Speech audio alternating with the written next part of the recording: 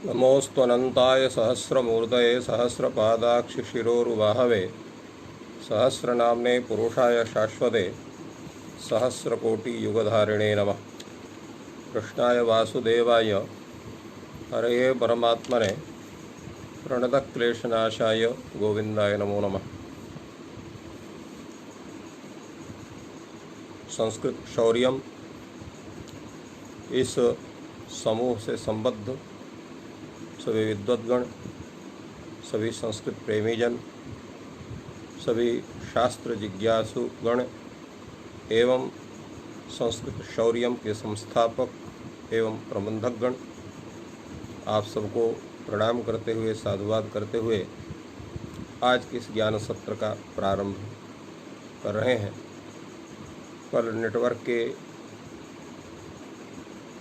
ठीक न होने से कल का पाठ सही ढंग से नहीं हुआ था। आज हम उस पर पूरा विचार करेंगे। एक शब्द हमने कहा था कि शेषे लोपः, यह जो सूत्र है इसके विषय में थोड़ा सा विचार करने का लायक है, क्योंकि दो स्वरूप इसके प्राप्त होते हैं। लघु सिद्धांत कौमुदी में इसका अर्थ है एतयोष्टिलोपः स्यात्, और सिद्धांत कौमुदी में इसका अर्थ दिया गया है एतयोरन्त्यस्य लोपः स्यात्। तो स्वाभाविक है कि दो प्रकार का जब अर्थ निर्देश है तो यह आशंका हो सकती है कि दोनों अर्थ निर्देश ये उचित है कि नहीं, एक ही होना चाहिए। तो पहले तो ये देखते हैं कि दोनों से प्रयोगों की सिद्धि होती है कि नहीं होती।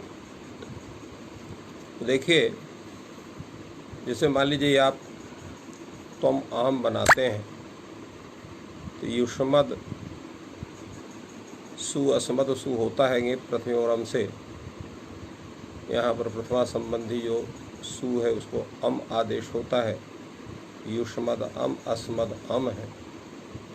और यहाँ त्वाहाउसौ सूत्र से क्रमशः युष्मद के म पर्यंत भाग को त्व आदेश और अस्मद के म पर्यंत भाग को जो है वो अह आदेश हो जाता है। तो त्व अद अम और अह अद अम ऐसी अवस्था होती है। तो ऐसी अवस्था में यहाँ अगर हम टी का लोप कर देते हैं तो अद इतना जो टी है उसका लोप हो जाएगा। तो त्वा अम अह अम यहाँ पर पूर्वा से पूर्व करके तुम और अहम बना लेंगे। इसी तरह सर्वत्र हो जाएगा। अच्छा, यदि हम इसमें अंत का लोप करते हैं तो अंत जो है त्वा अद अम अह अद अम है, दा का लोप हो जाएगा। तो त्वा अ में यहाँ पर अतुगुणे से पररूप हो जाएगा, और त्वा अम जो बनेगा या अतुगुण पररूप से बाद अह अम बनेगा तो पूर्व से पूर्व हो जाएगा। तो वहाँ पर भी त्वम अहम बन जाएगा। तो कोई भी माना जाए इसमें कोई विशेष अंतर तो नहीं पड़ता है। तो फिर दोनों रहे हमें, क्या दिक्कत है? क्या नहीं दिक्कत है? दिक्कत कहाँ फंसेगी? दिक्कत फंसेगी स्त्रीलिंग जब मानते हैं। तो स्त्रीलिंग में क्या दोष आएगा? कहा जैसे त्वा अद अम है, सु का अम हो गया, तो या अह अद अम है, यहाँ अंत का लोप हो गया तो अदगुणे से परु करके त्वा अम अह अम बनेगा। और यहाँ स्त्रीत्व में विद्यमान अदंत प्रातिपदिक जो त्वा है, अह है, से अजात तष्टाप से टाप होगा पहले, और टाप हो करके तब रूप हो करके त्वाम अहाम ऐसा रूप बनने लगेगा। इस तरह से अन्यत्र भी दोष होगा। तो इसलिए टी का लोप करना ही उचित है। तो इस पर यह प्रश्न होगा, क्योंकि भाष्यकार ने कहा है अलिंगे युष्मदस्मदि सामाकम सूत्र के भाष्य में भाष्यकार ने कहा कि युष्मद अस्मद और ये तीनों अलिंग, दोनों अलिंग हैं, इनका कोई लिंग नहीं। तो इसलिए इनका स्त्रीत्व स्त्रीलिंग भी नहीं रहेगा जब अलिंग है। तो फिर यहाँ पर कैसे होगा? तो कहा भाई ऐसा है कि अलिंगे युष्मदस्मदि का तात्पर्य यह है, युष्मद और अस्मद शब्द के जो रूप हैं उनमें पुल्लिंग या स्त्रीलिंग या नपुंसक लिंग को मान करके जो विशेष विधान है वो नहीं होते हैं। ये उनका सबका स्वरूप एक ही समान है, इसलिए उनको तीनों का एक स्वरूप माना जाता है। तो उस पर कहा कि तस्मात् छसोरा पुंस, ये तो जो पुल्लिंग रहेगा तो युष्मान बनेगा, आसमान बनेगा, नहीं तो युष्मा अस्मा या युष्मानी अस्मानी बनेगा। यह स्वरूप इसका हो सकता है। तब कैसे होगा? तो कहीं इन्हीं सब कारणों से यहाँ पर जो है टी का लोप स्वीकार किया जाता है। जब टी का लोप करेंगे तो दिक्कत नहीं होगी, क्योंकि टी लोप होने पर जो है जैसे युष्मद में यहाँ जिसे आप अहम बनाते हैं या त्वम बनाते हैं, तो यहाँ टी का लोप का स्वरूप कैसे बनेगा? क्योंकि जैसे आपने अगर टी में अधभाग का लोप किया तो त्वा अम या अह अम बनेगा। तो त्वा का अ या अह में ह का अ, ये तो आकार है। स्त्रीत्व मान करके यहाँ पर टाप हो जाएगा और फिर पूर्व रूप करके तब भी त्वाम आवाम बनेगा। टी लोप होने पर भी, तो टी लोप करने पर भी कोई जो है उसका समाधान नहीं हुआ। तो कहते हैं यहाँ पर टी लोप के पहले त्वा अद अम अह अद अम यह जो अवस्था रहेगी, उसके पहले अतो गुण से पररूप होकर के त्वाद आहद यह स्वरूप बनेगा। उसके अनंतर फिर टी का लोप होगा शेष लोपा सूत्र से। तो त्वा ये हल भाग रहेगा, अह ये हल भाग हलंत रहेगा, और अम से उसका जो है वो वर्ण सम्मेलन हो पर त्वम अहम, इस तरह से ये इस स्वरूप की परिकल्पना की जाती है। तो शास्त्रकार अत्यंत सूक्ष्म दृष्टि से इन सभी का विचार करते हैं। तो जहाँ जहाँ पर भी ये अधभाग है, चूँकि जितने भी युष्मर और अस्मत् के म पर्यंत में होने वाले जितने भी आदेश हैं वो सब हलंत आदेश नहीं है, अजंत आदेश है। इसलिए सर्वत्र ऐसे स्थलों में पूर्व करके अतोगुण से पररूप करने के पश्चात टी का लोप करके और तब वर्ण सम्मोलन करके और ये शब्दों की सिद्धि का साधुत्व स्वरूप होता है। इसी आधार पर लघु सिद्धांत कौमुदी ने कार ने एतयोरन्त्यस्य लोपः स्याति अर्थ नहीं किया, एतयोष्टि लोपः स्याति अर्थ किया। सिद्धांत कौमुदी की अपेक्षा लघु सिद्धांत कौमुदी में एक बहुत अच्छी बात है कि जो सिद्धांत सिद्ध बात है उसी का उल्लेख करते हैं। ऐसे किसी भी सिद्धांत का उल्लेख नहीं है कि जिसमें बहुत ज़्यादा शास्त्र चर्चा का स्वरूप हो। इस कारण से इसका एक वैशिष्ट्य है। तो चलिए, ये एक शब्द का स्वरूप था जिस पर चर्चा उस दिन होनी थी, नहीं हो पाई थी, इसलिए आज उसकी चर्चा विशेष रूप से हमने किया। अब हम लोग आगे चलते हैं आगे के शब्दों में उस दिन जो है थकारांत शब्दों पर विवेचन हुआ था और थकारांत शब्द में अग्निमथ शब्द था। आज जो हम लोग विवेचन करने जा रहे हैं वो है चकारांत शब्दों का। चकारांत शब्दों के विवेचन, क्योंकि खप छठ थ च ट ता, अब चकारांत का विवेचन होगा, फिर टकारांत तकारांत, तो टकारांत कोई है नहीं, सीधे तकारांत में अभी आप उपस्थित होंगे। तो यहाँ शब्द है जो लिया गया है वो अंच धातु से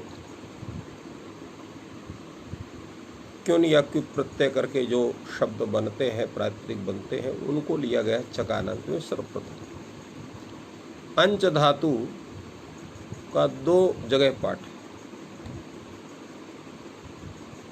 एक जगह अंच धातु जो है वो गति अर्थ में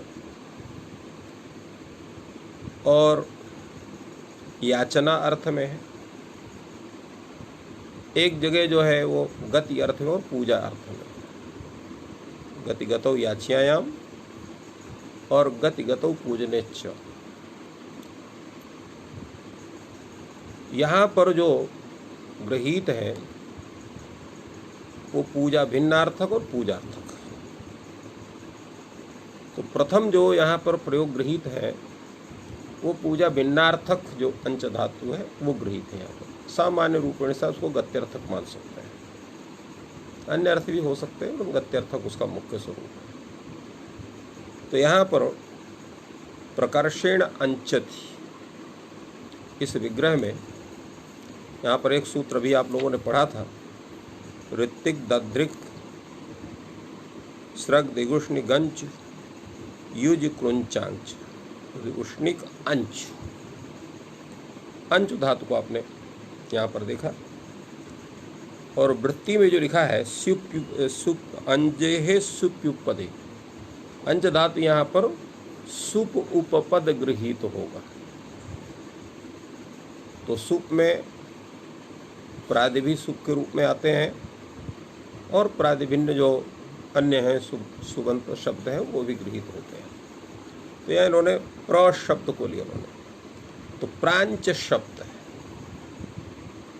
शब्द है प्रांच। तो प्रांचति इति प्रांग, तो प्रांचति इस विग्रह में ऋत्विक दद्रिक सूत्र से आप क्यों प्रत्यय करेंगे कि उनका सर्वापहार लोप कर देंगे, प्रांच शब्द बनेगा। और उस किन प्रत्यय के परे रहते ही अन्यथा हलुधायक गीत सूत्र से प्रांच का जो नौ है उसका लोप हो जाएगा।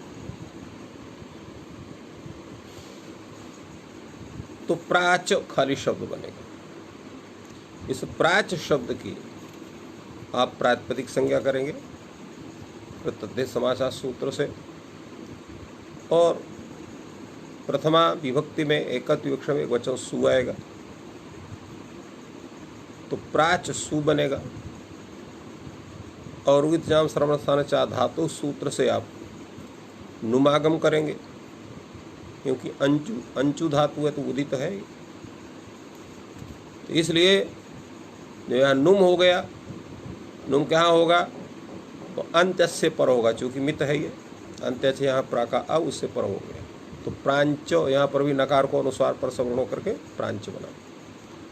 प्रांच उस समय जो सु विभक्ति आया तो प्रांच सु कार्य की संज्ञा प्रांसा पद संज्ञा होगी। हलंग्या दीर्घा तमल सूत्र से सकार का लोप हो जाएगा और चकार का संयोगांत स्वरूपा से लोप हो जाएगा, प्राण शब्द बनेगा। अब यहाँ सूत्र जाए कुन प्रत्यय से कुह, तो कुन प्रत्यय से कुह सूत्र के द्वारा यहाँ नकार के स्थान में कवर्ग जो है ngकार का विधान हो जाएगा, तो प्रांग ऐसा रूप बन जाएगा। इसलिए यहाँ प्रांग स्वरूप दिखा, नस्य कुत्वेन ngः प्रांग। और जब अविभक्ति आएगी द्वितीय की विवक्षा में तो यहाँ पर ही प्राच औ उच्चारण सर्वस्थान चा धातु से लुम करेंगे और उस नु में उकार मकार की संज्ञा, नकार को नश्चा पदांत झली से अनुस्वार, अनुस्वार से एक परसवर्ण प्रांच आप बनाएंगे। औ है, यहाँ किसी सूत्र की प्राप्ति नहीं है, वर्ण सम्मेलन हो जाएगा प्रांचौ। जस में प्रांचा, संबोधन में हे प्रांग, हे प्रांचो, हे प्रांच।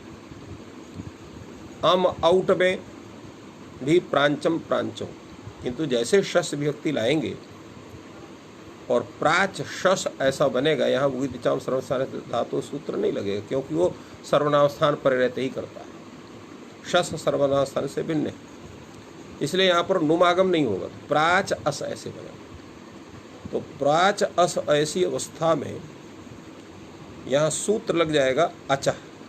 पहले भ संज्ञा आप करेंगे यचभव सूत्र से, ब संज्ञा करने पर अचः सूत्र लगेगा। ये सूत्र कहता है लुप्त नकारस अंचतेर भस्य अकारस लोप।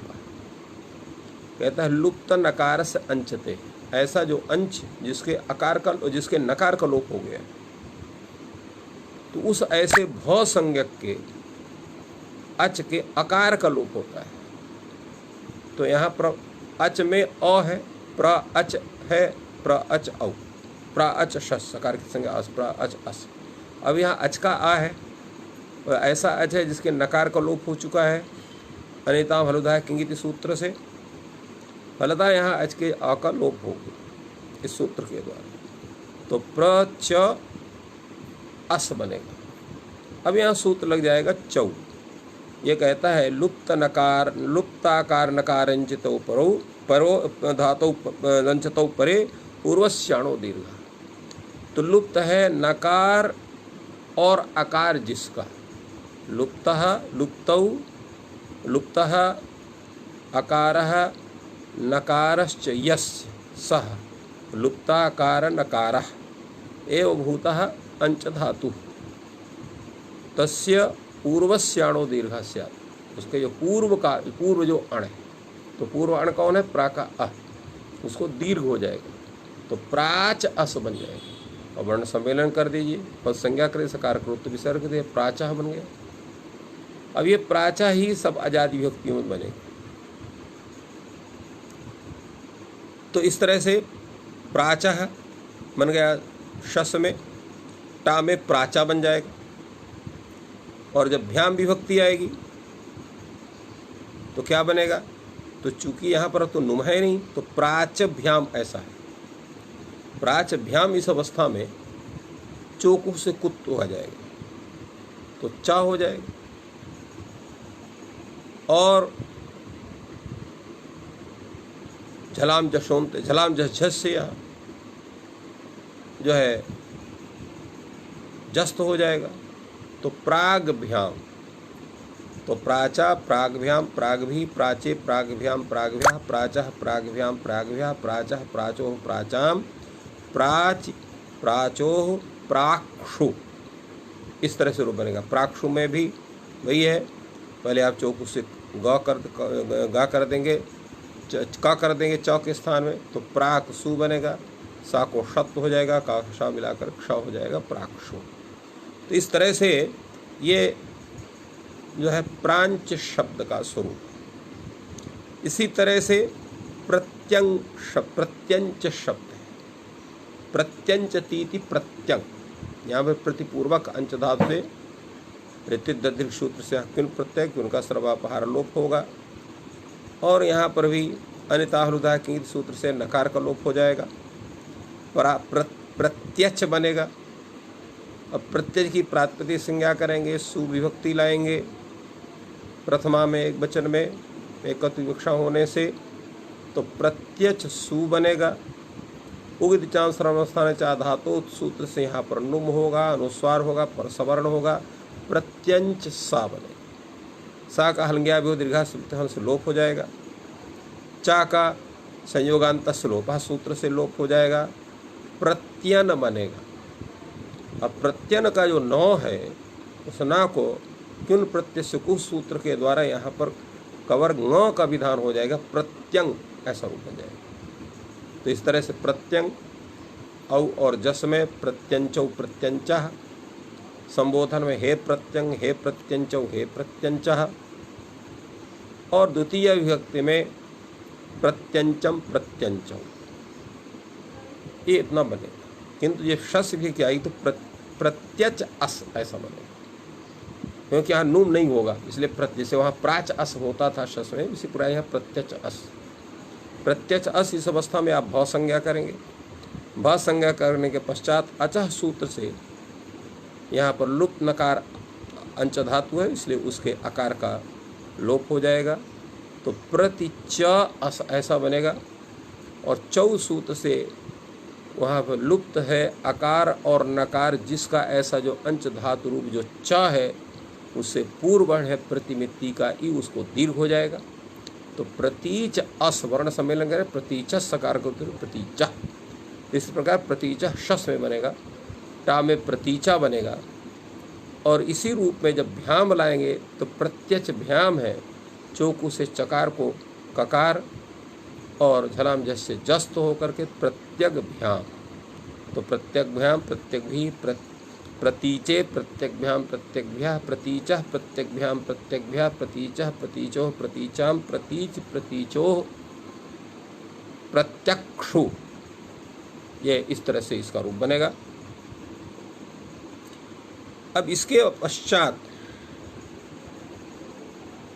उत्पूर्वक अंच धातु का रूप चलेगा। इनमें देखिए सब में रूप परिवर्तन का सिस्टम, जैसे हमने आप लोगों को बताया था कि वही प्रयोग दिया जाएगा जिसमें रूप का परिवर्तन का स्वरूप आता है। अगर रूप परिवर्तन का स्वरूप नहीं आता है तो वो शब्द नहीं रखा जाता है, क्योंकि शास्त्रकार किसी भी कार्य का बार बार उसका उल्लेख नहीं करते हैं, अन्यथा शास्त्र का जो है वो स्वरूप उसका समुचित स्वरूप नहीं बनेगा, इसलिए उतना का ही उल्लेख करते हैं। और व्याकरण शास्त्र का तो यह है कि एक अक्षर भी अधिक उच्चारण नहीं किया जाता है, और बल्कि अर्धमात्रोत्सवम अर्धमात्रा लाघवेन पुत्रोत्सव मन्यन्ते व्याकरण, क्योंकि ये शब्द शास्त्र में शब्द को ही अधिक से अधिक उसको लिखना है, बोलना है, तो उसमें लाघव का महत्व विशेष रूप से है। शब्द लाघव भी हो, अर्थ लाघव भी हो, तो परंतु यह है कि जहाँ पर उस किसी फल की सिद्धि हो रही है वहाँ पर गौरव को भी आदर दिया जाता है, फलमुह गौरवस्य अदोषत्वात्, इस नियम के आधार पर। तो इसलिए यहाँ पर उत्पूर्वक अंच धातु का इसलिए उल्लेख हो रहा है कि इससे एक विशिष्ट स्वरूप आएगा आपके सामने, जो अभी तक प्रांग शब्द और प्रत्यंग शब्द में नहीं आया। तो उत्पूर्वक उदंचतीति, उदक उदंग रूप बनेगा। उदंग रूप कैसे बनेगा? तो उत्पूर्वक अंच धातु यहाँ पर भी है, यहाँ पर भी ऋत्विक ददृक सूत्र के द्वारा क्युन प्रत्यय हुआ है, क्युन का सर्वापहार लोप हुआ है। अन्यथा हलुधायक सूत्र से अंश के नकार का लोप हो गया है, उदच ऐसा शब्द बना है। उदच इस शब्द की आप प्रातिपदिक संज्ञा करते हैं, और प्रथमा विभक्ति में एक वचन में एकत्र विवक्षा में प्रत्यय सु उपस्थित होता है, उदच सु बनता है। उदच सु उकार की संज्ञा, और उग्रचाम सर्वस्थान धातु से नुम, उकार मकार की संज्ञा, नकार का जो है अनुस्वार पर सवर्ण, उदंच ऐसा रूप बनता। उदंच सा का हलंग्याज लोप कर दीजिए, चकार का संयोगांत स्वरूपा से लोप कर दीजिए, और नकार में गुण प्रत्यय उस सूत्र से नकार के स्थान में आप जो है कवर्ग ङ कर दीजिए, तो क्या बन जाएगा? उदंग। तो ये उदंग ये स्वरूप हो गया। बाकी जो जस नारायण औ जस अम आउट में वहाँ पर भी नुम होने से उदंचौ उदंचह उदंचम उदंचौ, तो उदंग उदंचौ उदंचह, संबोधन में हे उदंग हे उदंचौ हे उदंचह, द्वितीय में उदंचौ उदंचम उदंचौ। जब शस विभक्ति आएगी तो उदच अस इस अवस्था में जो है यहाँ पर सूत्र आएगा अच्छा। ये कहता है लुप्त है नकार, और जिसका ऐसा जो अंच धातु है उसके बहुत संज्ञक आकार का लोप होना चाहिए, तो लोप करने के लिए उपस्थित होगा, तो उसको बात करके सूत्र उपस्थित होगा उद ईद। ये कहता है उत शब्दात् परस्य लुप्त नकार संचते भस्य आकार से ईद स्यात्, ये उसका अपवाद है। ये कहता है ऐसा अंच धातु जिसके नकार का लोप हुआ है, परंतु वो उत शब्द से पर है। तो उत शब्द से पर होने के कारण जिसके नकार का लोप हुआ है, ऐसा जो अंच धातु और कैसा वो भवसंज्ञक है, तो उसके आकार का के स्थान में ईत होता, माने ईत तो होता है।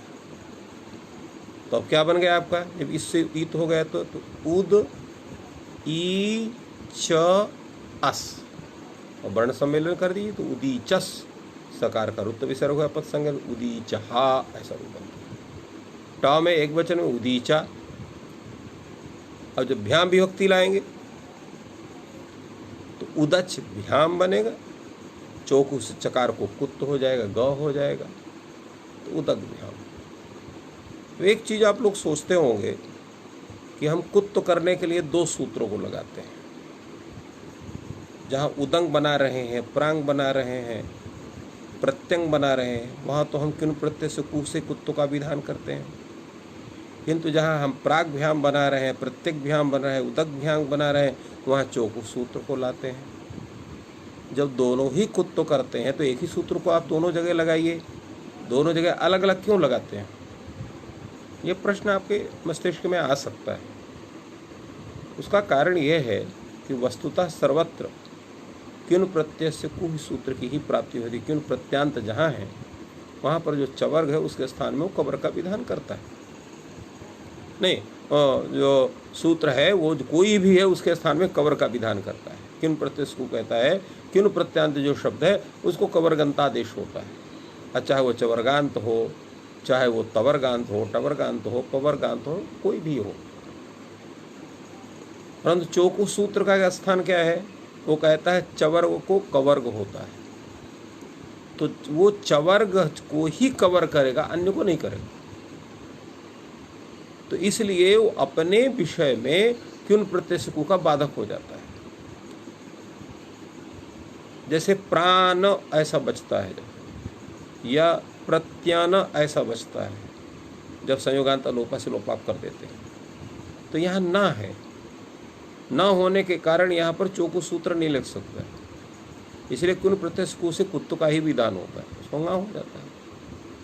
किंतु जब प्राच भ्याम है या प्रत्यक्ष भ्याम है या उदच भ्याम है, यहाँ चवर्ग चौ है, तो यहाँ पर कुन प्रत्यय कु को बांध करके और चौकु सूत्र से वहाँ पर ही कवर्ग होगा, और इसको यहाँ चाको क होगा, और झलाम जस वो झलाम जस झस सूत्र से यहाँ पर जस्त हो करके प्राग भ्याम, प्रत्यक भ्याम, उदक भ्याम ये रूप बनेंगे। अब इसी तरह से इसी अंच धातु को लेकर के एक अलग प्रयोग सा आपके सामने उपस्थित होता है, और वह प्रयोग है समपूर्वक अंच धातु। समंचतीति सम्यंग, ये उसका स्वरूप कैसे बनता है ये, आइए चल तो हम लोग विचार करते हैं। तो समंचतीति से विग्रह में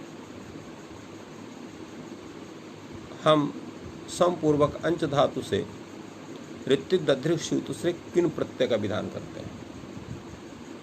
क्यों का सर्वापहार लोप हो जाएगा, और जैसे हर जगह आप जानते हैं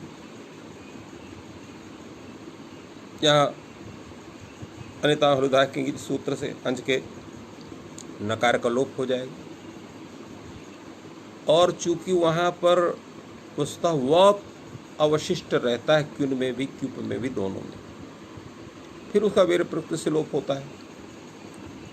क्योंकि सामान्य जो लोप की प्रक्रिया है, इस संज्ञा लोप की प्रक्रिया, जैसे लशक व तथित हो गया, जैसे नातिक इत हो गया, हलंतम इत्यादि हुआ है, चिन्ना की हलंतम से होगी, ई की उदय नासिक इत से होगी, और का की लशक व तथित से होगी, वह अवशिष्ट रहता है। इसलिए इसको व प्रत्यय भी कह जाते हैं। इसलिए यहाँ सूत्र लग जाता है समः सम। ये कहता है कि व प्रत्ययांतेन च तौ समः समी आदेशस्य, अर्थात व प्रत्यांतेन च तौ करे। वह प्रत्यांत का मतलब हुआ क्युन प्रत्यांत या क्यु प्रत्यय, जिसमें वह अवशिष्ट रहता है। इसलिए इन्होंने कहा कि इसको सामान्य सूत्र, इन्होंने ये नहीं कहा जैसे सर्वत्र जो उल्लेख है वैसे इन्होंने नहीं कहा, इसलिए वह प्रत्ययांत कहा है। इसके बहुत और भी कई जगह कार्य हैं, परंतु सामान्य रूप से इतना ही समझना है। तो यहाँ वह प्रत्यार अर्थात यहाँ पर आपको समझना है कि क्यों प्रत्यांत अंश के परे रहते हैं। जो सम उपसर्ग उसके स्थान में समी आदेश हो जाता है, तो यहाँ समी आदेश हो गया। तो जो समंच यह स्वरूप था वो समी अंश यण करने पर सम्यंच स्वरूप हो गया। अब सम्यंच इस स्वरूप में यहाँ पर भी इसकी आप प्रातिपदिक संज्ञा करेंगे, सुविभक्ति करेंगे, सम्यंच सा बनेगा, और न सम्यंच ये जब बन जाएगा तब वहाँ पर सूत्र फिर से आएगा, नेता हृदय किंगित सूत्र, उससे नकार का लोप हो जाएगा, तो सम्यच सा बनेगा। जो सुविभक्ति लाएंगे तो सम्यच सा में उग्रचाम श्रवणस्थान चाधा तो सूत्र से नुम का आगम करना पड़ेगा, और उकार मकार की संज्ञा नकार को अनुस्वार पर सवर्ण करने पर सम्यंच सा ऐसा बनेगा। सम्यंच सा में पद संज्ञा होने के पश्चात सकार का फलंज्ञा लोप कर दीजिए। सम्यंच खाली बचे, संयोगांत श्लोपा सूत्र से जो है चकार का लोप कर दीजिए, सम्यन बचेगा, और नकार को कुन प्रत्यय से यहाँ पर कवर कर दीजिए, तो सम्यंग रूप बन गया। सम्यंग सम्यंचौ सम्यंचा, हे सम्यंग हे सम्यंचौ हे सम्यंचा, सम्यंचम सम्यंचौ। जब शस आएगा तो सम्यंच सम्यच अस, ये आपका स्वरूप है। तो जैसे अन्यत्र सभी सूत्रों को आपने लगाया, जैसे पहले लगाते हैं आप अचाह को, तो अचाह से यहाँ सम्यंच में जो अच का अ है उसका आप लोप करेंगे, तो समिच बचेगा, समिचा अस।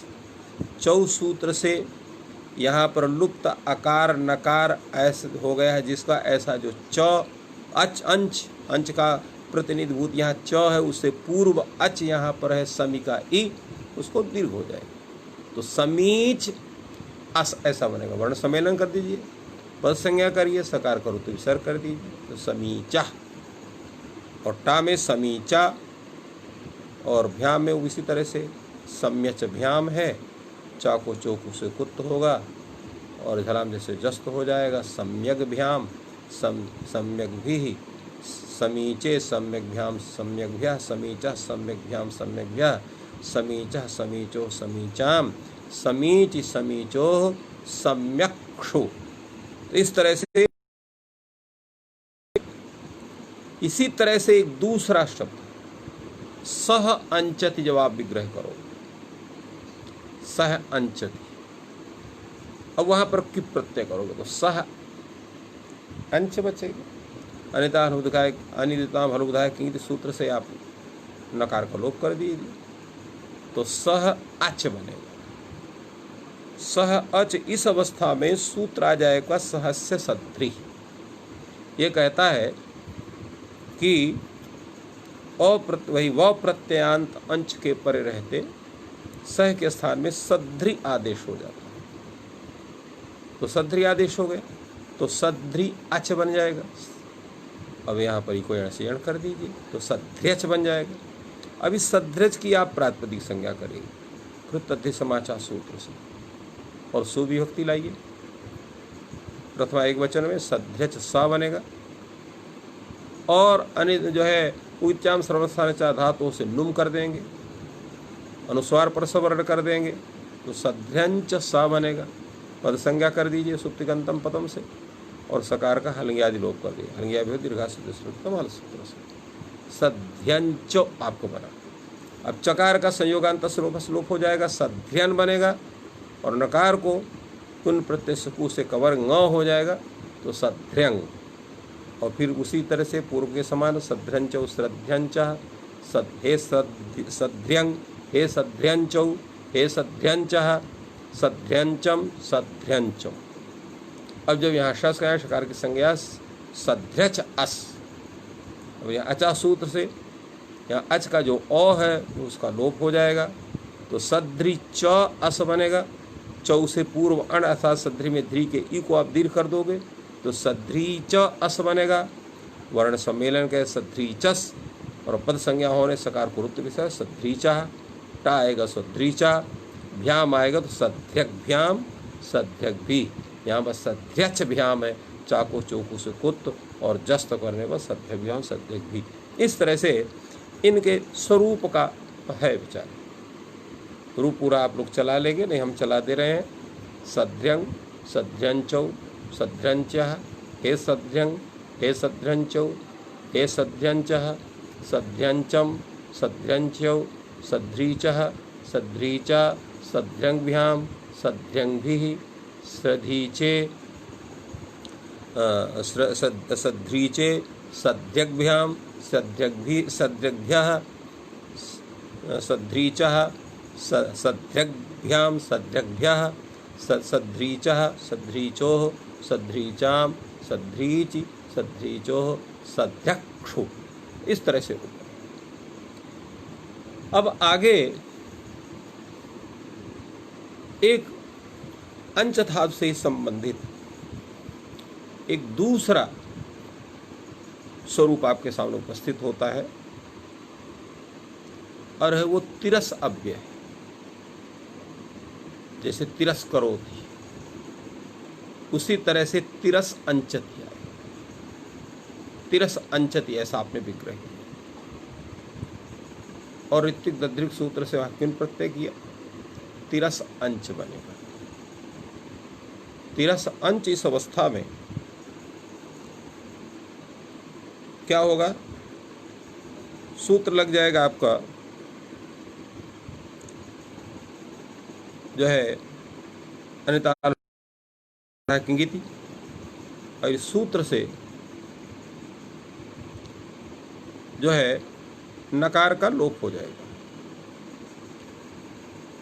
तो तिरस अच ऐसी अवस्था रहेगी। तिरस अच इस अवस्था में सूत्र लगेगा तिर्यस तिर्य लोपे। ये कहता है कि अलुप्ताकारेंच तौ परे व प्रत्यांते तिरसस तिर्यादेशस्य।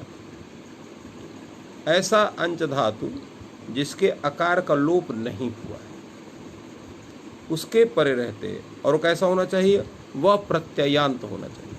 माने अलुप्ताकारे व प्रत्यांते अंच तौ परे, ऐसा बल्कि आप ले लीजिए उसको, जिसके आकार का लोप नहीं हुआ है और वो व प्रत्यय अर्थात किनु प्रत्ययांत है इस स्थल विशेष में। ऐसे अंच धातु के परे रहते जो तिरस यह अव्यय है उसके स्थान में तीरी ऐसा आदेश होता है। तो यहाँ पर तिरस अच था, चूँकि अनिदिताम हलुदा कीट से नकार का लोप हो गया तो तिरस अच। अगर आप वर्ण सम्मेलन करें तिरस तिरसच ऐसा होगा। उस तिरस के स्थान में यहाँ पर तिरी आदेश सूत्र के द्वारा हो गई, तो तिरी अंश यण करेंगे तिर्यंच बन जाएगा। अब इस तिर्यंच की आप प्रातिपदिक संज्ञा करेंगे, प्रथमा विभक्ति होगी, सुप्रत्यय होगा, तिर्यंच सा पद संज्ञा कर दीजिए, तिर्यच सा। और यहाँ पर हाँ अब तिर्यच सा इस अवस्था में आपको नुम करना है, उच्चाम श्रवस्थाने चाधासु। तो नुम करेंगे अनुस्वार पर सवर्ण करने पर तिर्यंच सा बनेगा। सा की पद संज्ञा होने के कारण सकार का यहाँ पर लोप हो जाएगा अलंज्ञा विदृढ़ स्तुति स्मृतम हल से, और चकार का संयोगांत श्लोपा से लोप हो जाएगा। तिर्यन रहेगा, नकार का कुन प्रत्यय कुसूत्र से कुत्त होकर के तिर्यंग। और इसी तरह से सर्वत्र जो है नुम होने के कारण औ में तिर्यंचौ, जस में तिर्यं, बोधन में हे तिर्यंग हे तिर्यंचौ हे तिर्यंचः, अम और औ में तिर्यंचम तिर्यंचौ, शस जब आएगा तो तिर्यंच अस तिर्यच अस। इस विग्रह में सूत्र आपका लग जाएगा अचः, वह संज्ञा होने से यहाँ पर अच के आकार का लोप हो जाएगा। तीरी च अस बनेगा, चौ से दूर हो जाएगा तो तीरी के ई को, अच्छा हाँ एक चीज़ यहाँ गलत हो गया, उसको बता देते हैं। तो हुआ क्या यहाँ पर कि तिरस तिरस अंच जब रहेगा यहाँ तिरस अच, तो तिरस अच में यहाँ पर तिरस को तिरी आदेश प्राप्त होगा। तिरस अच शस है, शकार की संज्ञा बहुत संज्ञा होगी। किंतु यहाँ पर क्या है कि अचः सूत्र से जब अकार का लोप हो जाएगा तो तिरस च अस ऐसा रहेगा, तो यहाँ त्रियस्त्रीय लोपे सूत्र प्राप्त नहीं होगा। क्यों नहीं होगा? ये कहता है अलुप्ताकारेंच तौ अप्रत्ययांते पर, माने ऐसा अंच धातु हो जो अप्रत्ययांत हो, अर्थात क्युन या प्रत्यांत हो, और साथ में जिसके आकार का लोप नहीं हुआ हो। तो यहाँ तिरस अच अस में जब यहाँ अचः सूत्र से आकार का लोप हो गया तो ये लुप्ताकार अंच और वह प्रत्यय का हो गया, वह प्रत्यय पर रहते, इसलिए यहाँ पर तिरस तिर्य लोपे सूत्र की प्रवृत्ति नहीं होगी। तो तिरश्च अस ऐसा ही रहेगा। वर्ण समय में तिरश्च सकार जो है तिरश्च,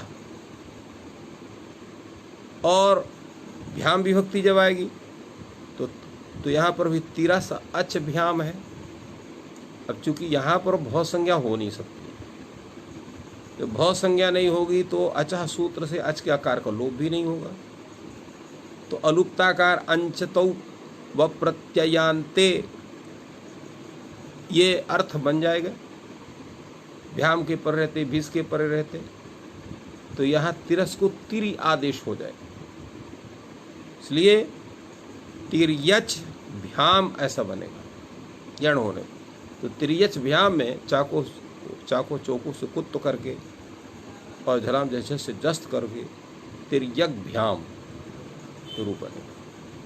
तो इस तरह से तिर्यक भ्याम तिर्यक भी, तिरश्चा तिर्यक भ्याम तिर्यक भी, तिरश्चे तिर्यक भ्याम तिर्यक भ्या, तिरश्चा तिर्यक भ्याम तिर्यक भ्या, तिरश्चा तिरश्चो तिरश्चाम तिरश्चि तिरश्चो तिर्यक्षु। इस तरह से ये शब्द का स्वरूप बनता है। तो ये हो गया गत्यर्थक या याचनार्थक जो अंच धातु है उसके स्वरूपों का विवरण। किंतु अगर पूजनार्थक वही अंच धातु है और वही शब्द आप ले लीजिए, प्रपूर्वक अंच धातु, प्रतिपूर्वक अंच धातु, उत्पूर्वक अंच धातु इत्यादि आप सबको ले लीजिए, तो क्या होगा यहाँ? कहा यहाँ जब होगा क्या कि जब अनिता हरुदाय किंगित सूत्र से जब नकार का लोप करने चलेंगे तो यह सूत्र उपस्थित हो जाएगा नांचे पूजायाम। पूजार्थस्य अंचते रूपधाया नस्य लोपो न। पूजार्थक जो अंच धातु है उसको उपधाभूत जो नकार है उसका लोप नहीं होता है। तो प्रांच में नकार का लोप हुआ ही नहीं। जब नकार का लोप नहीं हुआ तो उसकी उसी रूप में प्रातिपदिक संज्ञा होगी, सु विभक्ति है, प्रांच सु बने, उकार की संज्ञा प्रांच स रहेगा। अभी क्या होगा यहाँ पर? जब नकार का लोप नहीं हुआ तो यहाँ पर जो है प्रांच इस जगह पर प्रांच सु बना, उकार की संज्ञा प्रांच स, सा का आप जो है हलंग्याद लोप कर देंगे, प्रांच बनेगा, और चा का संयोगांता से लोप कर देंगे, और नकार का किन प्रत्यय से कुत्त करके गौ करेंगे तो प्रांग रूप बन जाएगा। तो रूप तो वही बनेगा, प्रांग प्रांचौ प्रांचः प्रांचम प्रांचौ, इतना तो वही स्वरूप बनेगा। दिक्कत कहाँ पड़ेगी? शस आदि विभक्तियों में, शशादि अजादि विभक्तियों में। क्या दिक्कत पड़ेगी वहाँ? तो दिक्कत यही पड़ेगी कि वहाँ प्रांच अस इस अवस्था में वहाँ चूंकि नुम का लोप हुआ नहीं है तो प्रांच शस ऐसा ही रहेगा, तो अचः सूत्र की प्रवृत्ति नहीं होगी। जब अचः सूत्र की प्रवृत्ति नहीं होगी तो चौ सूत्र की भी प्रवृत्ति नहीं होगी, क्योंकि लुप्त नकारस अंच तेर भस्याकार स्वरूप से आते हैं, नकार को लोप हुआ ही नहीं। इसलिए वहाँ पर शस में भी प्रांच ऐसे ही रूप बनेगा। तो प्रांग प्रांचौ प्रांचः प्रांचम हे प्रांग हे प्रांचौ हे प्रांचः प्रांचम प्रांचौ प्रांचः प्रांचा प्राग। अब यहाँ पर प्रांग भ्याम बनेगा क्योंकि यहाँ पर प्रांच भ्याम है, यहाँ नुम पहले से, तो तो चा का संयोगांत हो जाएगा, तो प्राणभ्याम बचेगा। नकार को यहाँ पर कुन प्रत्यय से कु से कु का ही विधान होगा, अर्थात यहाँ पर चौक सूत्र की प्रवृत्ति का स्वरूप ही नहीं बन पाएगा। तो प्रांगभ्याम प्रांगभी, प्रांचे प्रांगभ्याम प्रांगभ्या, प्रांचः प्रांगभ्याम प्रांगभ्या, प्रांचः प्रांचोह प्रांचाम, प्रांच प्रांचोह प्रांक्षु, यहाँ प्रांक्षु रूप बनेगा, प्रांक्षु।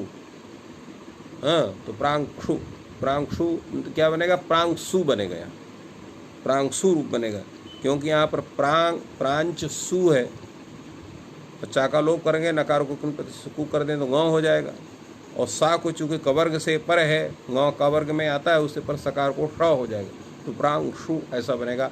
प्रांगशु नहीं बने, क्योंकि अगर क होता तब का श में करके क्ष बने, तो प्रांगशु, तो नहीं प्रांगशु बनाया इन्होंने, तो प्रांगशु क्योंकि प्रांच सु ऐसा है। और यहाँ पर जो है तो प्रांगसु इस अवस्था में कैसे बनेगा, हाँ वो थोड़ा सा जानकारी है। प्रांगसु ही ऐसे बनेगा, प्रांगसु इस अवस्था में अंगणों कुक्टुक शरि सूत्र से यहाँ पर कुक का आगम करेंगे, तो कुक का आगम करके प्रांग क सु बनाएंगे। अब यहाँ पर जो स है उसको आदेश प्रत्यय शत्व हो जाएगा, तो का शब्द क्ष हो जाए, तो प्रांगशु, परंतु एक रूप और बनेगा। वो रूप क्या बनेगा, क्योंकि चयो द्वितीय से पौष्कर सादे रीतिवाच्यम सूत्र से यहाँ पर का को ख हो जाएगा वार्तिक से, तो प्रांग प्रांक्षु प्रांक्षु और प्रांगसु तीन रूप बनेंगे। पहला रूप होगा प्रांग सु, शु मूर्धन्य षकार, क्योंकि कवर्ग खा भी कवर्ग है, तो प्रांग शु। दूसरा बनेगा प्रांग शु, अर्थात का संयोग क्ष हो जाएगा, और तीसरा बनेगा प्रांग सु। ये तीन रूप यहाँ पर बनेंगे। इन्होंने केवल एक रूप का प्रदर्शन किया है, परंतु बनते ये तीन रूप हैं। तो इसी तरह से एवं पूजार्थे प्रत्यंगादयः, इसी प्रकार पूजार्थ में प्रत्यंग प्रत्यंचौ प्रत्यंचौ प्रत्यंचः प्रत्यंचम प्रत्यंचौ प्रत्यंचः, और प्रत्यंचा प्रत्यंभ्याम प्रत्यंभिः, प्रत्यंचे प्रत्यंभ्याम प्रत्यंभ्यः, प्रत्यंचः प्रत्यंभ्याम प्रत्यंभ्यः, प्रत्यंचः प्रत्यंचो प्रत्यंचाम प्रत्यंच प्रत्यंचो प्रत्यंक्षु प्रत्यंक्षु प्रत्यंसु प्रत्यंक्षु। इस तरह से ये सभी, इसी तरह से उदंच शब्द का भी बनेगा, इसी तरह से सम्यंच शब्द का बनेगा, सध्रंच शब्द का भी बनेगा, और तिर्यक शब्द का भी बनेगा।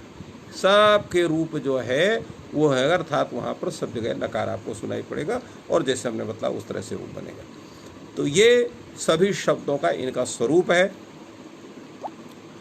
तो इस तरह से हम इन जितने शब्द हैं आपके, अर्थात अंच धातु से संबंधित, उनका पूरा विवरण आपके सामने उपस्थित हुआ। ये सभी चकारांत बनते हैं। अब एक है क्रुंच, युज क्रुंचांग च, वहाँ पर आया, तो चकारात एक और धातु है क्रुंच धातु। उस क्रुंच धातु से भी क्युन प्रत्यय होगा ऋत्विक दध्री सूत्र से, क्यों ऋत्विक दध्रिक सृग दिगुष्ण गंच युज क्रुंचांग च, तो युज क्रुंच है,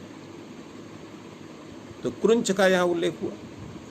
क्रुंच धातु की आप प्रातिक ओ पहले क्युन प्रत्यय करें, क्युन का सर्वापहार लोप करेंगे,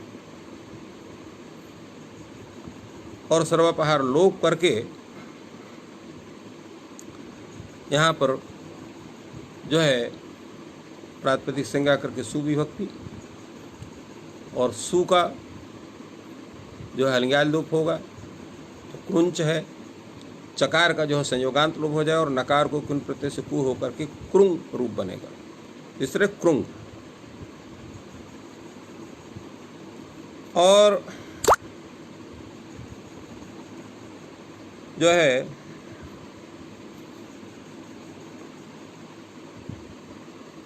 इसका जो है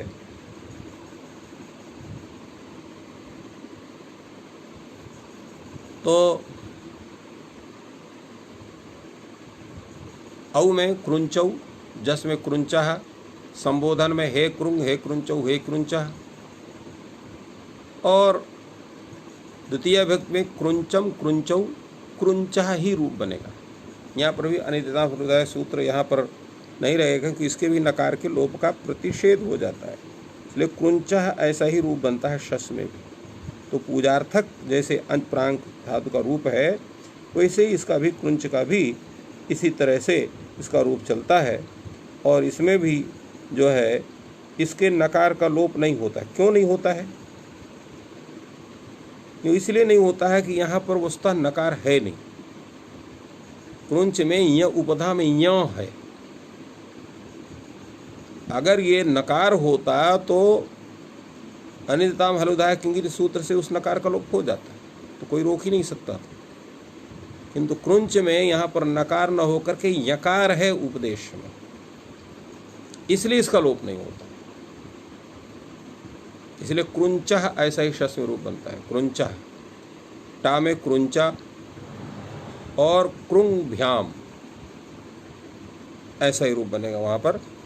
क्रुंभ्याम, क्रुंभी, क्रुंचे, क्रुंभ्याम, क्रुंभ्याः, क्रुंचः, क्रुंभ्याम, क्रुंभ्याः, क्रुंचः, क्रुंचोः, क्रुंचाम, क्रुंच, क्रुंचोः, क्रुंख, क्रुंखसु, क्रुंखशु, क्रुंक्षु और क्रुंसु, क्रुंक्षु। ये 3 रूप बनेंगे सु में, जैसे अभी आपने प्रांग रूप बनाया, प्रत्यंग बनाया पूजार्थक में। तो इस तरह से ये शब्द आपके हुए। अब अभी आपके सामने 2 तरह के चकारांत शब्द उपस्थित हुए, एक अंच धातु से संबंधित और एक स्वतंत्र क्रुंच धातु से संबंधित। एक अतिरिक्त स्वरूप आपके सामने उपस्थित हो रहा है और वो है मुच धातु से संबंधित। पयो मुंचतीति पयो मुख। अब ये जो पयो मुच है, इसमें क्या होगा? तो सूत्र है क्युप्चा। तो पयः पूर्वक यहाँ पर मुंच धातु है, तो यहाँ मुच धातु। तो यहाँ क्या होगा कि क्युप्चा सूत्र से यहाँ पर क्युप प्रत्यय होगा। क्युप का सर्वापहार लोप हो जाएगा, तो पयो मुच रूप बनेगा उसका। यहाँ पर भी उपपदमति से समास हुआ है पय का मुच के साथ में, जैसे कुंभकारा वगैरह का होता है, उसी रूप में प्रक्रिया वही है। समास प्रातिपदिक संज्ञा करेंगे, शुभ लुक वगैरह करेंगे, पयोमुच शब्द बनेगा। अब पयोमुच शब्द से जब प्रातिपदिक संज्ञा होगी, चूँकि समास हो गया है तो समस्त मान करके करेंगे। औ भी सुविभक्ति आएगी, पयोसु बने उकार की संज्ञा पयोसा। अब यहाँ किसी सूत्र की अन्य की प्राप्ति नहीं, हल गया दीर्घास्तम हल से चकार का लोप कर दीजिए, पयोमुच बनेगा। अब यहाँ क्या करेंगे? तो यहाँ सूत्र सीधे चौकू आएगा, चौ के स्थान में क कर देगा, पयोमुख बन जाएगा। जलाम जसोंते से जस्त कर दीजिए, पयोमुख बन जाएगा। वासाने से चर्त कर दीजिए, तो पयोमुख पयोमुख, ये 2 रूप बनते हैं। औ में पयोमुचौ, जस में पयोमुचाः, संबोधन में हे पयोमुख, हे पयोमुख, हे पयोमुचौ, हे पयोमुचा। द्वितीय विभक्ति में पयोमुचम, पयोमुचौ, पयोमुचा। कोई इसमें अलग से कोई स्वरूप नहीं है। और जब भ्याम विभक्ति आएगी, पयोमुच भ्याम, चौकू से यहाँ पर कुत्त करके का कर दीजिए, झलाम झस से जस्त कर दीजिए, हैं, तो क्या बन जाएगा? पयोमुग भ्याम, पयोमुग्भी, पयोमुचे, पयोमुग्भ्याम, पयोमुग्भ्या, पयोमुचा, पयोमुग्भ्याम, पयोमुग्भ्या, पयोमुचा, पयोमुचो, पयोमुचाम और पयोमुचि, पयोमुचोह, पयोमुक्षु। ये इस तरह से आपके इसके रूप बनेंगे पयोमुच शब्द के। यहाँ पर आपके चकारांत सभी शब्दों के रूप जो परिवर्तन होते हैं उनकी पूर्णता होती है। चकारांत शब्दों में पहले प्रांच शब्द का है, जिसका प्रांग प्रांचो प्रांचा है, और श जो है शस में प्राचः रूप बनता है। उसके बाद प्रत्यंच शब्द आया जिसका एक रूप उनसे प्रतीचः रूप बनता है और कोई विशेष उनसे नहीं है। इस प्रकार उदंच शब्द का है जिसका उतीचः शस में रूप बनता है क्योंकि उसमें पृथक सूत्र लगता है उद ईत करके। इस प्रकार समपूर्वक अंच धातु जिस सम को सम याद है तो सम्यंच हुआ। फिर सह पूर्वक अंच धातु जिसका सह को सध्र याद में सध्रंच हुआ। फिर तिरस पूर्वक अंच धातु का जिसका तिर्यंग तिर्यंच रूप बनता है। इस तरह से ये हुए जो है गत पूजा भिन्नार्थक अंच धातु के रूपों में। इसके बाद पूजार्थक में आया उसका भी ठीक उसी ढंग से उनको सबको की आवृत्ति करना है कि वहाँ पर नकार का लोप नहीं होगा। तो इस तरह से वो स्वरूप होगा। इसके बाद क्रुंच शब्द का एक विशेष रूप से जिसका उल्लेख ऋत्विक दध्रिक सूत्र में हुआ है उसका यहाँ पर परिचय दिएगा और पयोवश शब्द। तो चकारांत शब्दों का इतना ही स्वरूप लोक सिद्धांत कुंडी में है। इसके अनंतर हम कफ छठ थ चट त ता अब आया। तकारांत शब्दों का रूप कैसे हो, उनका कैसे रूप चलेगा। तो तकारांत शब्दों में सर्वप्रथम शब्द जो आपको गृहीत हुआ है वो महत् शब्द है। महत् शब्द मह धातु से सिद्ध होता है और इसमें उणादि सूत्र है एक पृषद बृहद महद जगत क्षत्रिवच्च। इस उणादि सूत्र से यहाँ पर मह धातु से क्षत्रि प्रत्यय का विधान होता है और मह क्षत्रि क्षत्रि में शत या शकार की संज्ञा अत वर्ण सम्मेलन करेंगे तो महत ऐसा रूप बनता है। और महत इस शब्द की आप प्रातिपदिक संज्ञा किससे करेंगे। तो हमने आपको बताया था उणादि निष्पन्न जितने शब्द हैं वो अव्युत्पन्न प्रातिपदिक ही माने जाते हैं। इसलिए अर्थवद धातु प्रत्यय प्रातिपदिकम इस सूत्र से ही इसकी प्रातिपदिक संज्ञा होगी और प्रातिपदिक संज्ञा होने के पश्चात एकत्व की विवक्षा में एक वचन प्रथमा एक वचन सु का विधान आप करेंगे। महत सु यह स्वरूप बनेगा। महत सु इस अवस्था में उकार की संज्ञा महत्सा यद्यप हलंग्या दीर्घास्तम हल सूत्र से यहाँ सकार का लोप प्राप्त होगा किंतु उसको बात करके उदिताम सर्वनाम चा धातु सूत्र से ये उगित है। यहाँ पर जब इसको क्षत्रिवत भाव हुआ है त्रिकारित संज्ञा होने से उगित हो गया है। उगित होने से यहाँ पर उदिताम सर्वनाम चा धातु सूत्र से सर्वस्थान सौ के पर रहते नुम का आगम होगा। कहाँ होगा नुम, अंत्यज कौन है हा का आ उससे पर हो जाएगा तो मह नुम ता स बनेगा। नुम में उकार मकार की संज्ञा तसलोपा सलोप महंत सा। महंत सा में अब यहाँ किसी सूत्र से दीर्घादि की प्राप्ति है नहीं इसलिए पृथक सूत्र तो यहाँ पर उपस्थित हुआ। शांत महतः संयोगस्य शांत संयोगस्य महतश्च यो नकार तो स है अंत में जिसके ऐसा जो संयोग अथवा महत शब्द अथवा नहीं और महत शब्द तत्संबंधी जो नकार और उस नकार का जो उपधाभूत माने नकार से पूर्व जो वर्ण नकार तस्य उपधा तस्य नकार से उपधा उपधा नाम पूर्व वर्ण तो नकार से पूर्व जो वर्ण उसको क्या होता है दीर्घ होता है। किंतु शर्त क्या है असंबुद्धो सर्वनावस्थान सर्व जो है संबुद्ध विभिन्न सर्वनावस्थान पर रहते हैं। संबुद्ध सर्वनावस्थान है यहाँ पर सा है तो इसलिए यहाँ दीर्घ हो गया तो महनता सा था। अब यहाँ जो है मात्र शब्द है ही है उसका नकता संबंधी नकार है न उससे पूर्व यहाँ पर जो है उपधा है हा का अ उसको दीर्घ हो गया तो महांत सा बन जाएगा। और महांत स ऐसी अवस्था में अब यहाँ पर आपको चूंकि और कोई कार्य अवशेष नहीं है जो सर्वनाम स्थान पर हो, फलता यहाँ पर तक सकार का जो है सु का जो स है हल गया दीर्घा से उसका लोप हो जाएगा। संयोगांत से लोप से तकार का लोप हो जाएगा। महान शब्द आपको बच गया। तो इस तरह से महान शब्द बनता है।